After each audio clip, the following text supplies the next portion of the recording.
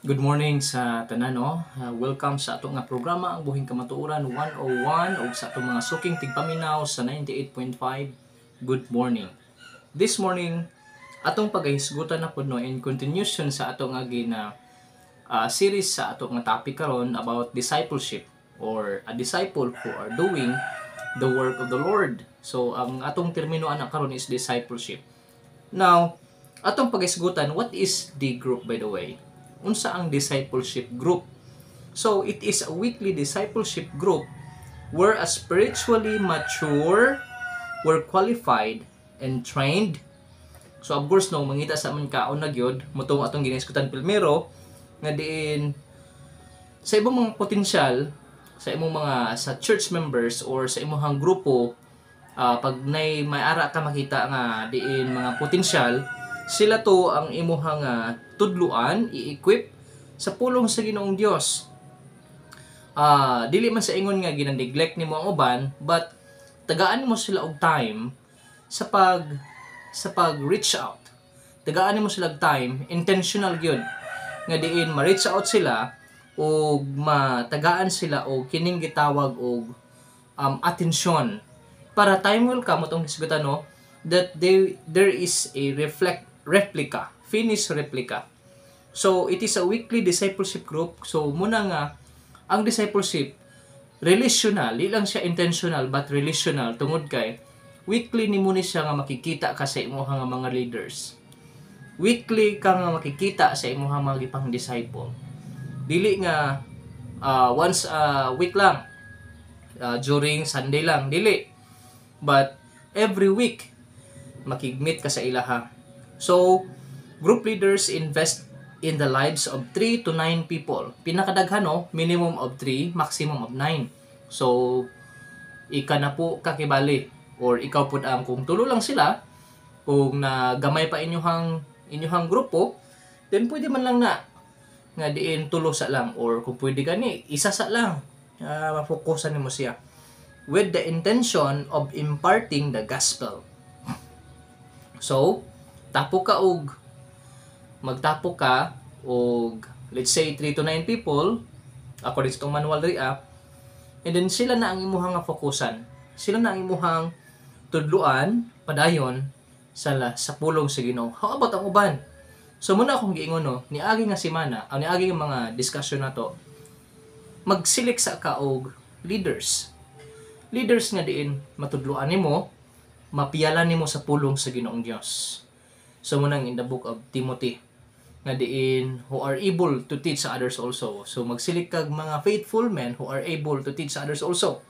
So let's say kung naana kay makita or kung wala pa kay nakita nga leader, ikaw sa lang mag-train sa ilaha.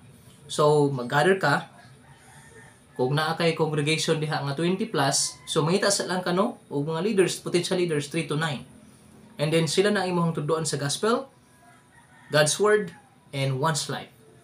Ang pulong sa Ginoo, ang gospel, ang kaluwasan, i-remind mo sila, ang pulong sa Ginoo, ilang Christian life, ug mismo imong kinabuhi.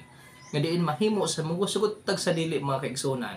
In doing this, we are the main tawag na ini model. Kita ang kakuha example because they don't know Christ, they don't see Him, His face, unsa gyud siya ka, unsa iyang dagway, and even God, they don't see God. Those people don't know and then they don't see God. But you know what? Sa musugot sa dili, according to Jack Ma, according to Mahatma Gandhi, I will believe in God but I don't believe in Christianity. Why?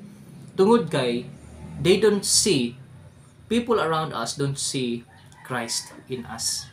So muna no nga sa musugot sa dili, we are the model, we are the representative. Tawag pa ni ana, we are ambassadors diya sa pulong sa Ginoo. Ambassador ta ni Kristo sa Christianity. Sa Christian sa atong pagkinabuhi. Ingon nga tumutuo ni Kristo. And then to see the group members become mature and fully equipped followers of Jesus who are committed, ingon diha, committed to doing the same in the lives of others. So, start ka sa tulo, and then proceed ka. Pagkahuman nimo sila nga matudloan, sila na po'y mo gather na pod. sila na po'y mutudlo sa uban sa pulong sa Ginoo. So, ang mahitabo niini na involved sila sa buluhaton. Number 2, nakahimo sila sa ministry.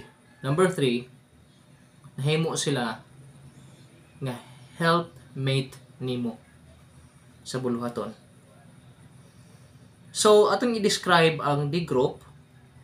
1, Christ focus. Sa discipleship group, si Kristo ang focus. Then, number 2, gospel-centered or grace-centered, dili kita. Number 3, Holy Spirit directed. Number 4, love motivated. Number 5, relationship oriented. Then number 6, curriculum aided. Natudloan sila sa curriculum kung sa imong itudlo diha. Then disciple activated. You know what? Daghang mga tao karon nga dili mo to og discipleship. Daghang mga pastors or churches nga dili ga-adapt sa discipleship tungod kay again pa ang gisulti gina-misinterpret nila. Actually nindot gud kaayo ang discipleship. Once masabda na to ni, once nga ato na ning makuha na to unsa gid ang pinaka core niya, ma-activate gyud ang discipleship. Paspas gyud ang pagdaghan, nindot ang quality, nindot pud ang quantity. Leader lead. Then number 9, transformation driven. Ma-transform sila. Number 10, which is which is the center, the mission of Jesus Christ, multiplication compelled. So, mudaghan gyud, daghan ang makasabot. Kay start lang ka sa imuha nga, let's say, na ay mga potential sa church nga tulo. So kanang tulo, matudluan sila sa pulong sa Ginoo, mapasabot sila unsa gyud, unsa ang ministry, unsa ang pulong sa Ginoo. Then sila na pod hangtod kadugay sila na pod mo reach out na pod sila. Og tulo pod. So tulo na day mahitabo dayon nga siyam. Siyam na dayon ang mahimo nga makuanan. Then ikaw na pod lahi na pod nga tulo imong tudluan. Wala kay nahuman na ka ikaw nga leader, wala kay dili sa ingon nga nahuman na ka kay nakatudlo naman ka sa ilaha. Dili hangtod nga buhi pa ta, continue paghihapon ang atong pagtudlo. So igo na lang pug ka on the other side, igo na lang pug ka mag-meet sa ilaha sa mga tawag na D group leader. Makig-meet ka sa ilaha unsay mga problema, unsay mga feedback, unsay ilahang mga kasub-anan, then we will pray and we will commit everything diha sa Ginoo. So ingon, ang mahitabo diha, ang church nga diin gibutang ta sa Ginoo diha locally, mahimo siya nga diin